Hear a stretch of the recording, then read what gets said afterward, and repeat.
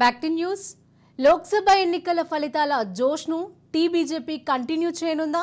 ఇక ఢిల్లీలోనే కాదు గల్లీలోనూ పార్టీని బలోపేతం చేయడానికి బీజేపీ ఎలాంటి స్కెచ్ వేస్తోంది? ఢిల్లీలో గద్దెనెక్కిన కాషాయపు పార్టీకి గల్లీలో గెలుపు సాధ్యమేనా? బీజేపీ కార్యవర్గ సమావేశంలో చర్చించే అంశాలేంటి?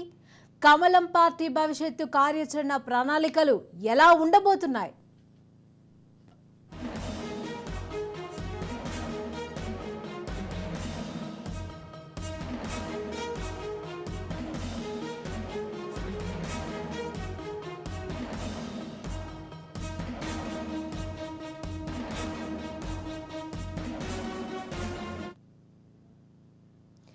తెలంగాణ బీజేపీ లోకల్ బాడీ ఎన్నికలపైన ఫోకస్ పెట్టింది. స్థానిక సంస్థల ఎన్నికలకు క్యాడర్ను సమాయత్తం చేయడమే ప్రధాన ఎజెండాగా పెట్టుకుని కాషాయ పార్టీ రాష్ట్ర కార్యవర్గ సమావేశంలో చర్చించబోతోంది. ఇక ఈ నెల 12న హైదరాబాద్ శివార్లలోని శంషాబాద్ ప్రాంతంలోని ఓ ప్రైవేట్ ఫంక్షన్ హాల్లో రాష్ట్ర కార్యవర్గ సమావేశాల నిర్వహణకు ఏర్పాట్లను చేస్తున్నారు. రాష్ట్ర కార్యవర్గ సమావేశాలకు ముందుగా పార్టీ రాష్ట్ర కోర్ కమిటీ సమావేశాన్ని నిర్వహించనున్నారు. కోర్ కమిటీలో తీసుకున్న నిర్ణయాలను రాష్ట్ర కార్యవర్గ సమావేశాలలో బీజేపీ నేతలు ప్రకటించనున్నారు. ఈ సమావేశాలకు బీజేపీ జాతీయ సంస్థాగత ప్రధాన కార్యదర్శి బిఎల్ సంతోష్, కేంద్ర మంత్రి ధర్మేంద్ర ప్రధాన్ హాజరు కానున్నట్లుగా పార్టీ వర్గాలలో చర్చ జరుగుతోంది.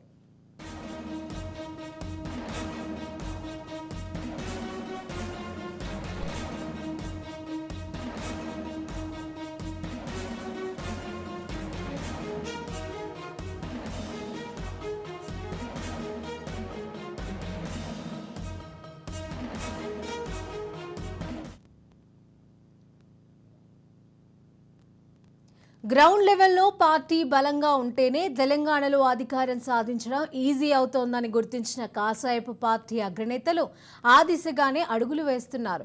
ఇక 8 లోక్సభ స్థానాలలో విజయం సాధించిన తెలంగాణ బీజేపీ కేవలం ఢిల్లీలో గెలిచే పార్టీ అనే ముద్రను తొలగించుకొని గల్లీలో కూడా సత్తా చాటాలని కమలనాథులు భావిస్తున్నారు.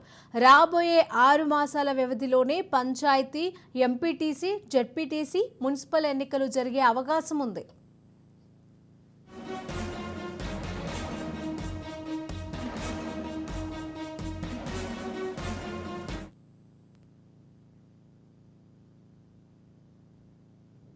రెండు 2023 అసెంబ్లీ ఎన్నికల్లో 14% పైగా ఓట్లు, 8 అసెంబ్లీ స్థానాలను సాధించిన బీజేపీ 2024 పార్లమెంట్ ఎన్నికల్లో 35% పైగా ఓట్లు, 8 పార్లమెంట్ స్థానాలను కైవసం చేసుకుంది. ఇక స్థానిక సంస్థల ఎన్నికల్లో ఓట్ల శాతాన్ని పెంచుకునేందుకు ప్రయత్నాలు ప్రారంభించింది.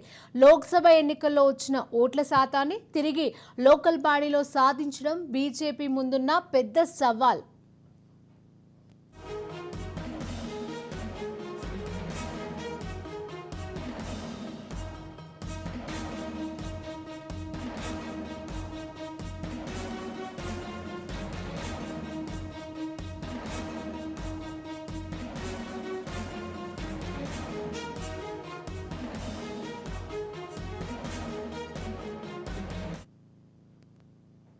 స్థానిక సంస్థల ఎన్నికలు ఎప్పుడు వచ్చినా ఎమ్మెల్యేలు, ఎంపీ ఎన్నికల్లో ఎలా సీరియస్గా పనిచేశామో అలాగే పనిచేస్తామంటూ పార్టీ నేతలు చెబుతున్నారు.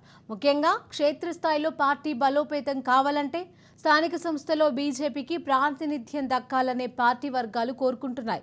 మరి వీలైనన్ని సర్పంచులను, ఎంపీటీసీలను, జెడ్పీటీసీలను, మున్సిపల్ కౌన్సిలర్లను, చైర్మన్లను గెలుచుకోవాలని బీజేపీ ఈ దఫా సీరియస్గా ప్రయత్నం చేయనున్నట్లుగా పార్టీ వర్గాలలో టాక్ వినిపిస్తోంది. అయితే తెలంగాణలో అధికారంలోకి రావాలంటే సంస్థాగతంగా పార్టీ బలోపేతం అయితేనే సాధ్యమవుతోందనే భావన పార్టీ నేతల్లో కలుగుతోందట. అందుకు స్థానిక సంస్థలో బీజేపీ సత్తా ఏంటో చాటే టైం వచ్చిందని పార్టీ నేతలు భావిస్తున్నారట. మరి కార్యవర్గ సమావేశంలో స్థానిక సంస్థల ఎన్నికలను సీరియస్గా తీసుకోవాలని పార్టీ నేతలకు దిశానిర్దేశం చేయనున్నట్లుగా తెలుస్తోంది.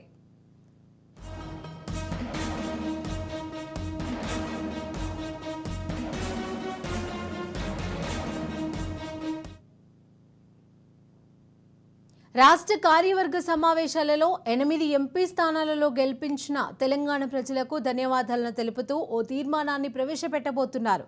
తెలంగాణ నుంచి ఇద్దరికే కేంద్ర మంత్రివర్గంలో అవకాశం ఇచ్చినందుకు ప్రధాని మోడీకి కృతజ్ఞతలను చెబుతూ మరో తీర్మానాన్ని ప్రవేశపెట్టబోతున్నారు. రాష్ట్రంలో కాంగ్రెస్ ప్రభుత్వం అనుసరిస్తున్న విధానాలపైన ఎలాంటి పోరాటాలు చేయాలనే దానిపైన రాష్ట్ర కార్యవర్గ సమావేశాలలో చర్చించనున్నారు.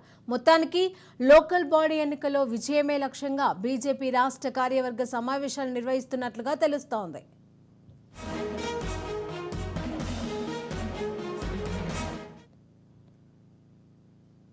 కాంగ్రెస్ ప్రభుత్వ వైఫల్యాలను ఎప్పటికప్పుడు ఎండగడుతూ క్షేత్రస్థాయిలో బలోపేతం కావాలని కమలం పార్టీ యోచిస్తోంది. మరి స్థానిక సంస్థల ఎన్నికల్లో అధికార కాంగ్రెస్ పార్టీతో డి అంటే డి అనే ఫైట్ చేయాలనే భావిస్తోంది. మరి కార్యవర్గ సమావేశంలో తీసుకునే నిర్ణయాలను చాలా సీరియస్గా నేతలు క్షేత్రస్థాయిలో అమలు చేస్తారా?